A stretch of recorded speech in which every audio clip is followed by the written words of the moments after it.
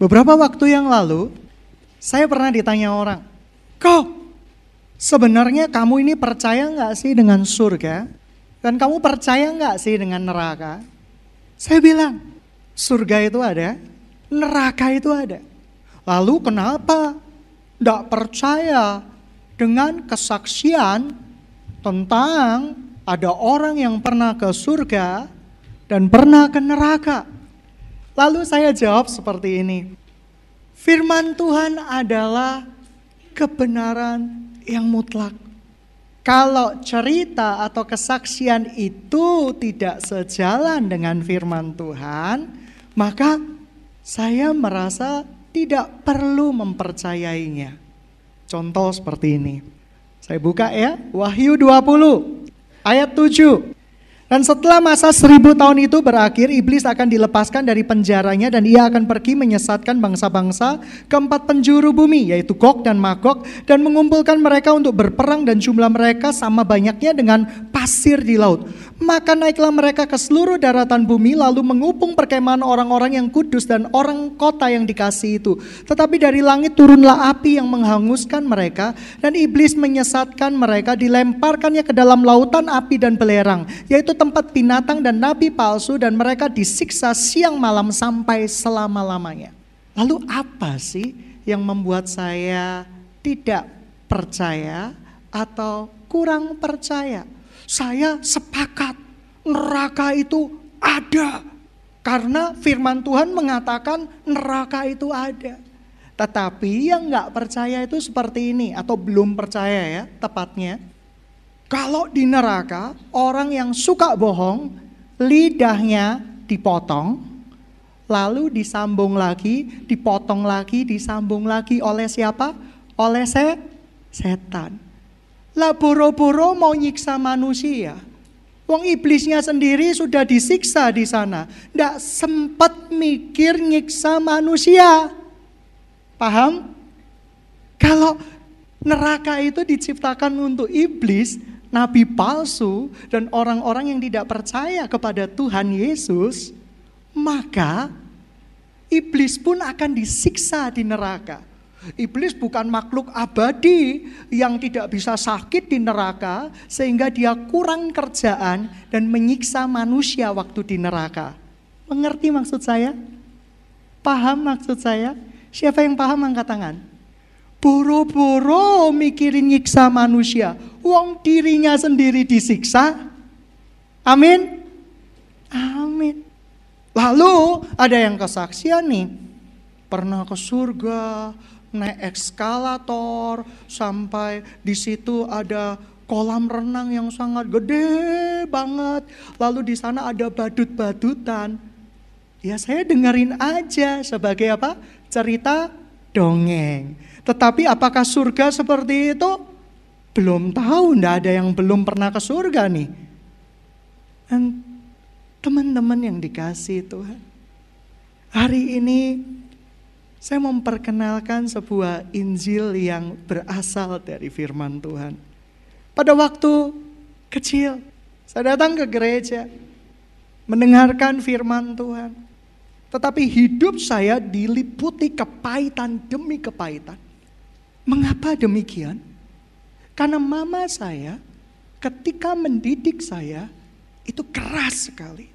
Kalau saya nilainya gak dapat 100, pakaian nih digunting, dirobek-robek jadi Tarsan. Dan kalau saya tidak dapat nilai yang seperti mama saya harapkan, sudah pasti tangan saya bilur-bilur semua. Menjadi serupa dengan Tuhan Yesus. Mengapa demikian? Karena waktu itu hidup saya sangat miskin, keluarga saya begitu miskin sehingga mama saya mendidik saya dengan keras supaya apa? Supaya saya pintar, bisa jadi berkat, menghasilkan banyak uang. Tetapi hati saya begitu pahit luar biasa. Karena tidak ada kelakuan saya yang kelihatannya benar di hadapan ibu saya. Lalu juga ketika saya berusaha untuk bercerita kepada papa saya, "Pak, mama lo mokol Papa saya berkata, apa? Saya sepakat. Loh, saya ini butuh pembelaan. Kok sepakat? Dan tahun demi tahun, saya pergi ke sekolah minggu. Tapi hati saya begitu benci, begitu luka. Tetapi tidak berani menunjukkan di depan kedua orang tua saya. Mengapa? Resiko tidak dapat uang jajan. Resiko perut kelaparan. Oleh karena itu, pakai topeng bermain watak. Ketika ada mama saya berkata, kamu senang? Senang, gitu ya. Tetapi di kamar saya ngomel. Apa-apaan itu? Tidak suka saya punya mama seperti itu. Mengomel terus, marah terus. Dan satu kali saya pernah ditendang sekali seumur hidup oleh papa saya. Dan itu menimbulkan luka yang demikian dalamnya. Pergi ke sekolah minggu. Saya dengerin cerita bahwa Tuhan Yesus itu baik. Baik apanya? Gak ngerti saya. Pergi ke KKR. Duduk paling depan. Setiap ada tantangan maju ke depan, saya selalu gak pernah mau maju ke depan. Buat apa? Lalu berikutnya, setelah saya SMA, kelakuan saya mulai menjadi nakal luar biasa, gitu ya. Ada teman-teman yang duduk di depan saya tulisi ini orang gila, saya tempel, jebret gitu ya. Supaya teman-teman tertawa, cekakak, cekiki, wah senang sekali. Sampai suatu saat saya menemui sebuah komunitas di mana saya memiliki gambaran yang lebih buruk lagi tentang Tuhan. Mengapa? Setiap kali saya datang ke gereja, selalu merasa bersalah. Merasa Tuhan tidak sayang saya, pasti masuk neraka. Buat kesalahan dikit, takut masuk neraka. Buat kesalahan dikit, takut masuk neraka. Berapa banyak di tempat ini yang sering takut masuk neraka? Angkat tangan. Jujur, enggak apa-apa. Aduh, bohong, masuk neraka. Iya benar sih. Ini masuk neraka. Iya benar sih. Tetapi secara tidak sadar, pengetahuan saya berdasarkan pengalaman hidup saya bersama papa dan mama saya. Dan tahun-tahun penuh kebencian mulai berjalan. Apalagi ibu saya lebih mencintai adik-adik saya waktu itu kelihatannya. Karena apa-apa adik saya yang dibela, apa-apa adik saya yang dibela, dan saya tidak pernah mendapatkan pembelaan dari mereka. Lalu satu kali ibu saya pernah ngusir saya dan berkata, lebih baik kamu mati dan tidak jadi anaknya mama. Lebih baik kamu tidak pernah dilahirkan. Wih, serem. Dan sejak saat itu saya berusaha belajar dengan maksud supaya kalau saya pintar, kalau saya sukses, lihat kamu mama papa ya, aku akan balas dendam. Aku akan lakukan apapun untuk membalas dendamku. Sudah cukup aku diperlakukan seperti ini. Lalu ketika saya datang di berbagai komunitas, pergi ke gereja satu, ke komunitas satu, persekutuan doa satu, persekutuan doa yang lainnya, apa yang terjadi? Semakin membuat gambaran saya tentang Tuhan Yesus itu terasa begitu jauh. Saya merasa saya bakal masuk neraka, pasti masuk neraka. Karena saya merasa Tuhan Yesus tidak suka dengan apapun yang saya lakukan. Tapi satu kali ada sebuah peristiwa yang mengubahkan hidup saya. Sebuah peristiwa di mana saya pernah mengalami pengalaman hampir meninggal dunia 3 kali. Yang pertama, kurang kerjaan. Jadi ada steker listrik, 2 tangan saya masukkan ke dalamnya. Isengnya luar biasa. Geblak, blak. Lihat surga, lihat neraka, enggak. Lihat diri saya tiba-tiba berputar-putar, ada satu arus, ada sebuah arus. Tetapi saya ingat peristiwa yang pertama itu membuat saya mulai berubah. Ada suara yang begitu lembut berkata, "Hai, aku mencintaimu." Lalu saya berkata, "Siapakah engkau, Tuhan?" "Aku Tuhan Yesus." Tapi waktu itu saya begitu ketakutan. Karena apa? Saya merasa Tuhan Yesus akan bawa saya ke neraka dan membuat saya jadi perkedel di sana. Karena kejahatan saya sudah begitu banyak. Lalu tapi beda. Suara itu berkata, "Akulah Tuhan Yesus. Engkau akan belajar mengerti kasihku mulai saat ini." Terbangun saya. Saya nggak tahu apa arti maksud Tuhan itu. Tapi satu kali ketika saya datang ke rumah saya, waktu itu di Kediri, rumah mes dari ayah saya. Saya marah sekali, kondisinya nggak enak, dijawab mama. Ketika ibu saya bertanya sesuatu, saya jawabnya juga dengan standar-standar saja. Karena hati saya sudah marah sekali. Tidak pernah dipuji sama sekali. Nilai 9 sudah layak dan sepantasnya. Nilai 10 dengarin kok dapat 10. Nilai 8, kamu cek bodoh nih, sekolah mahal-mahal kok dapat 8. Dan dapat nilai 7, kecelakaan besar. Waduh, gitu ya, dapat nilai 5, bukan anaknya mama. Aduh, semuanya serba salah. Dan ada satu peristiwa besar waktu itu, saya bertengkar hebat dengan ibu saya, mama saya. Dan saya mau hari itu juga pulang, karena besoknya akan sekolah di SMA. Tapi sebelum pulang itu, malam hari itu ketika ibu saya di kamarnya dengan adik-adik saya punya kamar sendiri. Saya setel video, tiba-tiba ada dorongan untuk membuka pintu kamar ibu saya. Biasanya dikunci, kali ini tidak dikunci.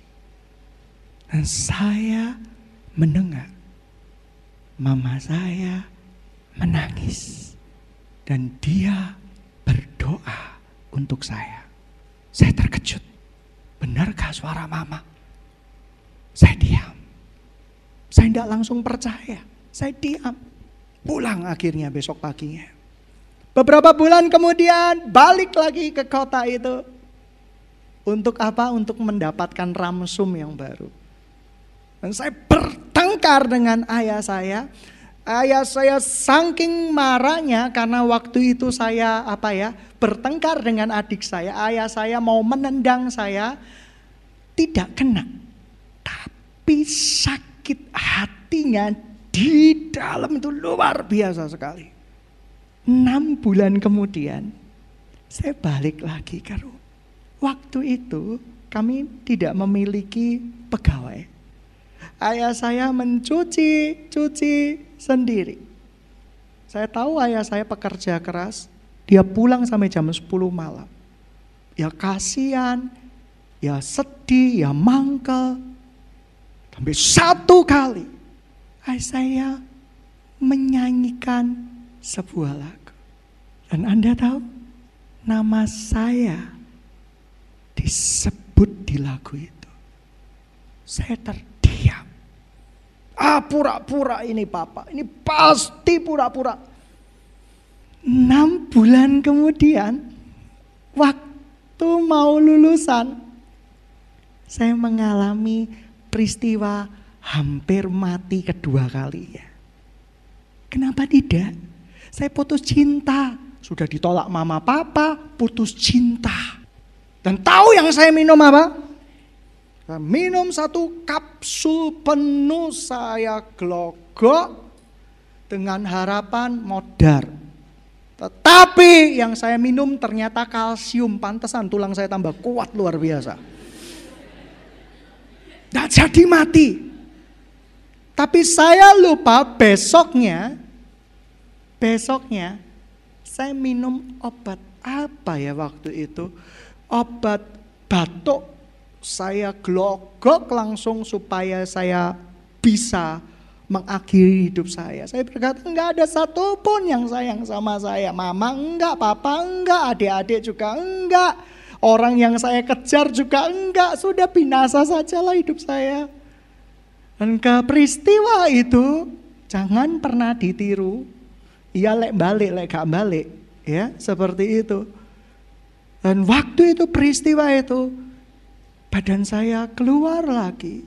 Dan saya mendengar suara dan saya melihat cahaya yang demikian putih. Ia berkata, engkau akan mengenal kasihku. Dan saya terdiam.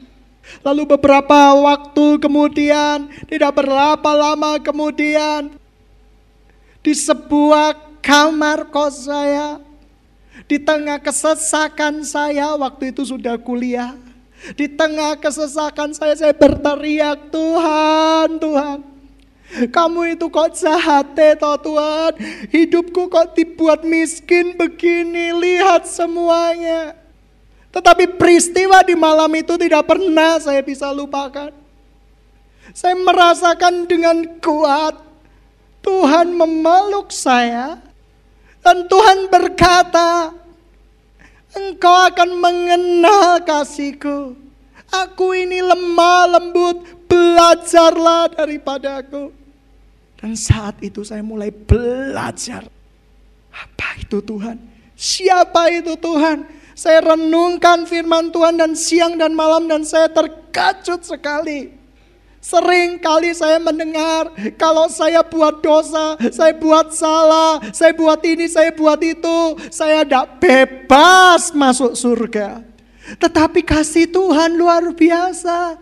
Tuhan berkata kepada saya, karena begitu besar kasih Allah akan dunia ini, aku memberikan anakku supaya kamu tidak binasa.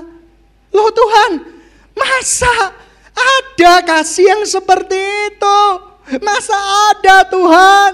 Masa ada kasih yang aku sudah buat kesalahan, buat dosa, saya sudah benci mama papa saya sudah begitu banyak melakukan kejahatan, nonton video kotor dan yang lain-lain. Kenapa engkau masih mau dengan saya? Saya tidak percaya Tuhan. Tetapi malam itu pelukan Tuhan semakin menggenggam saya.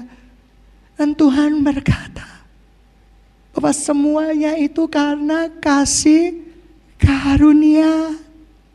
Itu bukan karena perbuatan baikmu, perbuatan jahatmu, tetapi semuanya karena kasihku kepadamu. Mengapa engkau menolak kasihku?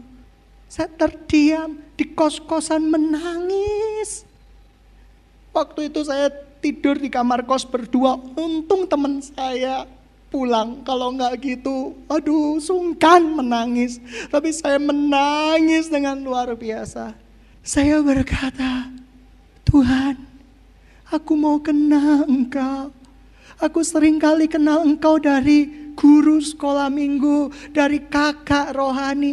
Aku mau mengenal Engkau sendiri Tuhan lewat kebenaran firman-Mu. Dan mulai hari itu, saya belajar kenal Tuhan. Dan ketika saya belajar mengenal Tuhan, di satu hari ketika saya berdoa, tiba-tiba Tuhan bawa pikiran saya melihat ibu saya berdoa buat saya, melihat ayah saya menyanyikan lagu buat saya. Saya terkejut. Saya merasakan rasa sayang yang luar biasa pada mama papa saya. Sayangnya luar biasa, kangennya luar biasa. Saya berkata, kenapa saya tidak bisa melihat? Lalu tiba-tiba seperti film berputar. Saya melihat ibu saya menangis. Waktu saya umur 3 tahun. Dengan seperti orang kesurupan, mama dan papa saya tiba-tiba ingatan saya dibuka. Pernah hampir mendobrak pintu dokter. Gara-gara saya sakit tipes yang sudah muta darah. Didobrak pintu dokter itu sambil ayah saya teriak histeris, selamatkan anak saya, selamatkan anak saya. Dan saya mendengar ayah saya berkata, kalau anak ini tidak jadi mati, Tuhan tak berikan kepadamu. Ayah saya menangis. Waktu itu saya nggak punya apa-apa. Saya ingat sepeda motor ayah saya. Kami naik sepeda motor dengan mantel dan saya sudah tertumpah darahnya di situ. Ibu saya menangis luar biasa karena tidak ada uang. Dokter ini harus masuk rumah sakit. Ini harus masuk rumah sakit dan ibu saya keliling di sana, tidak ada rumah sakit kelas 3. Semuanya penuh. Ibu saya meminjam ke saudara-saudara, tidak dapat pinjaman. Dan saya ingat ibu saya semalam-malaman menemani saya. Ia berdoa, ia menumpang tangan saya. Dan dia menangis terus semalam-malaman sambil berdoa supaya obat dokter itu bekerja. Supaya bisa menyembuhkan saya. Dan saya terkejut sekali. Oh Yesus. Lalu film itu diputar lagi. Saya melihat ibu saya memasakkan telur, membuatkan mie buat saya, sarapan pagi. Dan saya ingatan saya dibawa Tuhan lagi. Dan dalam suatu peristiwa ulang tahun, ibu saya tidak punya uang. Dia bawa saya ke dalam rumah makan di pinggir jalan. Dan saya menikmati mie panjang umur. Dan ibu saya dan papa saya tidak makan. Ketika saya tanya waktu saya kecil, kenapa mama papa nggak makan? Nggak lapar. Saya terkejut sekali. Malam hari itu saya nangis. Saya bilang sama Tuhan, kenapa saya nggak bisa melihat kebaikan mereka Tuhan? Kenapa saya selalu ditutupi oleh rasa marah, cemburu, sakit hati, sehingga saya nggak bisa melihat kebaikan papa mama saya. Mulai hari itu, hati saya berubah. Tidak seketika, tapi perlahan, tapi pasti Tuhan ubahkan hati saya. Dan saya ingat besok paginya, waktu itu masih telepon koin. Saya intro call kepada mama saya. Dan saya masukkan beberapa koin dan berkata, Mama, aku sayang sama kamu. Mama saya terkejut. Dan langsung tiba-tiba mau datang ke Surabaya. Dipikir saya mau apa, mau bunuh diri atau apa. Dan saya waktu itu menelepon bapak saya, Papa, I love you ya Pak. Hah? Lalu ayah saya berkata, saya ingat persis, langsung teleponnya dikasih ke mama saya berkata, anakmu ada masalah. Dan saya merasakan kebahagiaan luar biasa. Saya dulu begitu benci kepada adik-adik saya. Karena dia adalah perampas kebahagiaan saya. Karena segala-galanya diberikan kepada adik saya. Tapi peristiwa malam hari itu saya tiba-tiba diingatkan Tuhan dengan film yang luar biasa. Saya ingat persis ketika adik saya membela saya.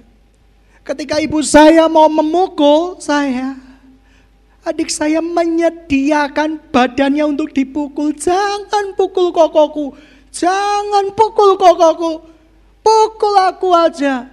Saya terkejut. Semua peristiwa itu pernah terjadi. Tetapi mengapa begitu kabur di dalam ingatan saya? Kebencian, dendam lebih menguasai hati saya ketimbang melihat kebaikan di dalam diri mereka. Tapi hati saya mulai berubah saat itu. Itulah peristiwa kedua yang mengubah hidup saya. Hidup saya mulai berubah. Dan Anda tahu, beberapa setahun 2 tahun yang lalu, ketika ayah saya sakit jantung, Tuhan bilang kemungkinannya cuma 1%. Beberapa orang family berkata, sudahlah, kesembuhan itu di tangan Tuhan, enggak usah soro-soro, enggak. Saya bilang sama mama saya, papa pergi ke luar negeri, saya yang bayar. Waktu itu cicilan saya begitu banyak, saya nggak bisa bayar apapun. Tapi saya punya beberapa aset yang bisa saya jual dan saya berkata saya mau jual Tuhan. Pokoknya berikan layanan yang terbaik. Nah dari kecil, ayah saya membesarkan saya, ibu saya membesarkan saya. Mereka nggak pernah memberikan kualitas nomor 4 buat saya. Ia memberikan susu yang terbaik. Ia memberikan makanan yang terbaik. Memang kata-kata ibu saya itu sakit sekali di hati. Tetapi apakah karena pikiran kita ditutupi kebencian sampai kita gak bisa melihat kebaikan orang?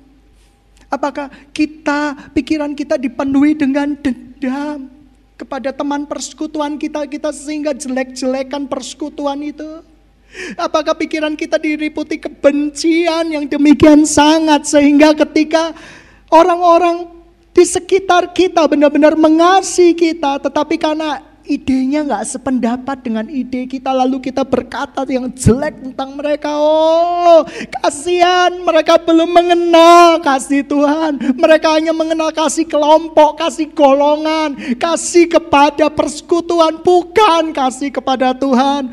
Barang siapa tidak tinggal di dalam kasih, ia tidak melihat Tuhan. Ketika Tuhan berbicara kepada saya, ketika engkau difitnah orang, berdoalah buat yang memfitnah engkau. Engkau dianiaya, berdoalah untuk menganiaya engkau. Supaya apa? Supaya namaku dipermuliakan di kerajaan surga. Teman-teman yang dikasihi Tuhan, sudahkah engkau mengenal kasih Tuhan? Apakah selama ini pikiran kita diliputi oleh dendam, kebencian, kecurigaan kepada orang tua kita, kepada Tuhan, sehingga kita gak bisa melihat yang baik? Jikalau memang hari ini pikiranmu diliputi dengan kecurigaan, kebencian kepada orang tuamu, orang tua angkatmu, atau juga dengan Tuhan, mari hari ini selubung itu dibukakan di kepala kita supaya kita bisa melihat kasih Tuhan yang demikian luar biasa. Dan akhirnya selubung itu dibuka. Saya bisa melihat kasih Tuhan di dalam diri adik saya. Saya melihat pembelaan Tuhan di dalam diri ibu saya melihat teguran Tuhan di dalam diri ayah saya merasakan perlindungan yang luar biasa. Oleh karena itu saya berkata, Pa, Ma, gak usah khawatir duit. Selagi saya masih kuat, selagi saya masih bisa berikan kualitas yang terbaik, saya gak bisa balas apa-apa. Hanya ini yang saya bisa balas untuk kalian. Saya dalam doa seperti itu. Teman-teman yang dikasihi Tuhan, mengenal Yesus yang benar membuat pikiran kita berubah. Cara pandang kita berubah. Tapi manusia masih daging. Kalau Anda marah sama saya bisa marah balik. Tetapi tidak lama. Mengapa? Karena kasih Yesus lebih besar daripada kedagingan saya. Kasih Yesus lebih cukup daripada semuanya itu. Oleh karena itu teman-teman, kalau kita gak bisa melihat kebaikan orang tua kita, hari ini berdoalah kepada Tuhan. Supaya Tuhan menyingkapkan, membukakan selubung yang diberikan oleh iblis. Sehingga kita tidak bisa melihat kasih orang lain. Kita nggak bisa melihat kasih Tuhan. Kita nggak bisa melihat kebaikan Tuhan. Dan waktu itu saya berikan semuanya. Puji Tuhan, ayah saya hidup kembali setelah jantungnya diambil, ditempatkan di sebuah mesin dan dibalikkan kembali. Saya bersuka cita. Ketika ayah saya berkunjung ke rumah saya satu-satunya anak yang masih diperlakukan seperti anak kecil. Dipeluk saya, dicium saya, sampai malu kadang. Aduh, lihat orang nanti gimana. Tapi sungguh indah pelukan dari seorang ayah. Pelukan dari seorang ayah itu luar biasa. Saya pernah marah kepada anak saya. Saya pukul pantatnya, bagian yang paling empuk untuk dipukul. Saya marah kadang sama anak saya yang kedua. Main gak kembali-kembali. Saya mau kunci pintu rumah saya. Tapi dia masuk ke dapur, lewat pintu dapur. Dan selalu saya gak pernah menolak anak saya kembali pulang. Ketika saya pukul pantatnya, saya selalu peluk kembali, saya berkata, Papa sangat sayang sama kamu karena Tuhan Yesus sayang sama kamu juga.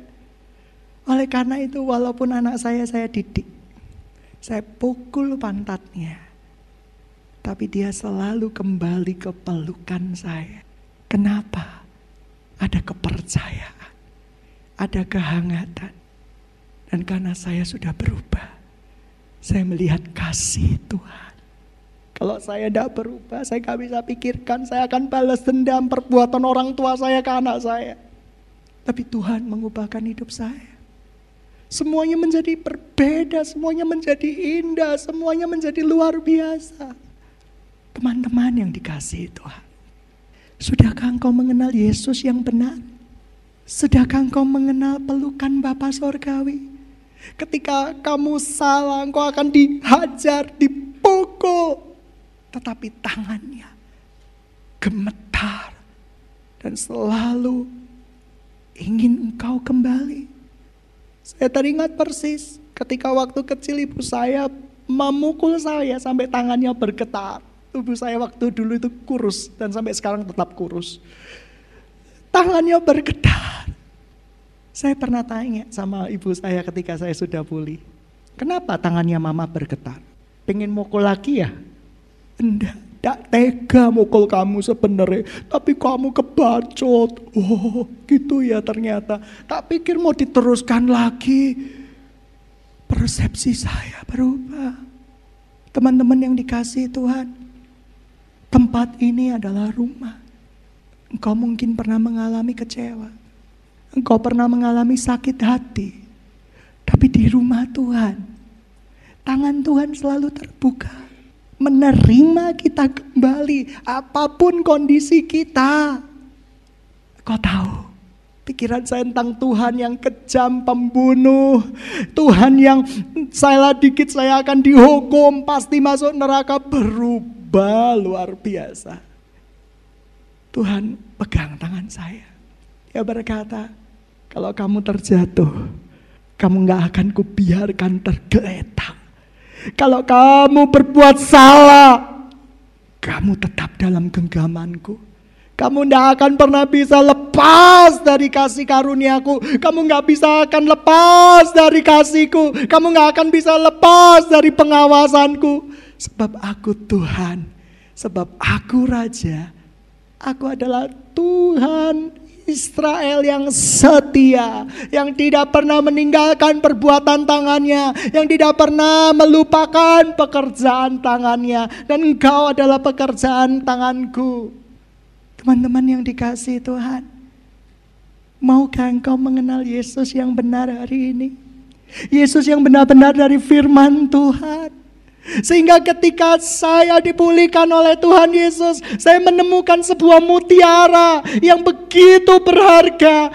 Sehingga saya ketika dahulu di dalam persekutuan-persekutuan doa yang pernah saya singgahi, merasa saya berdoa karena takut Tuhan marah. Kalau saya tidak memenangkan jiwa-jiwa, takut Tuhan marah, Tuhan kecewa, Tuhan sedih. Hentikan kebohongan-kebohongan ini.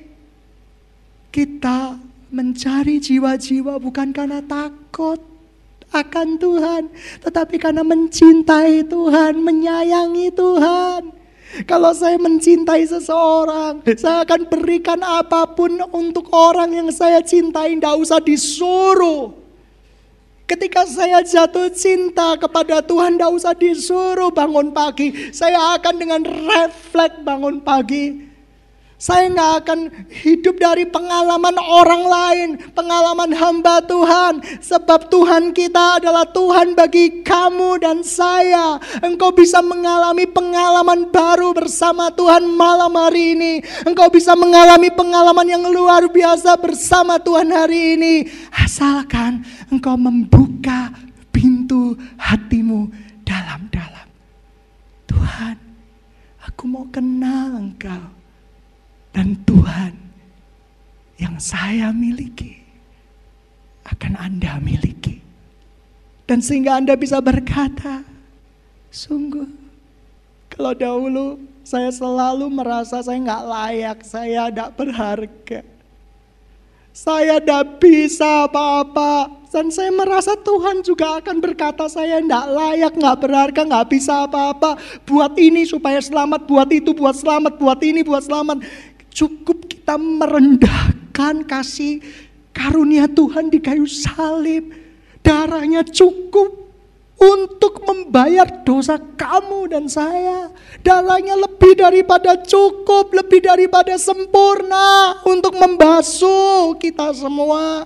Cukup kita menjelekkan Tuhan dengan cara menjadikan Dia adalah Tuhan yang diktator, Tuhan yang bisa membunuh kapan saja ketika kita melakukan sedikit penyimpangan. No, Tuhan kita Tuhan yang setia, faithful, Tuhan yang benar-benar penuh dengan kasih, Tuhan yang setia.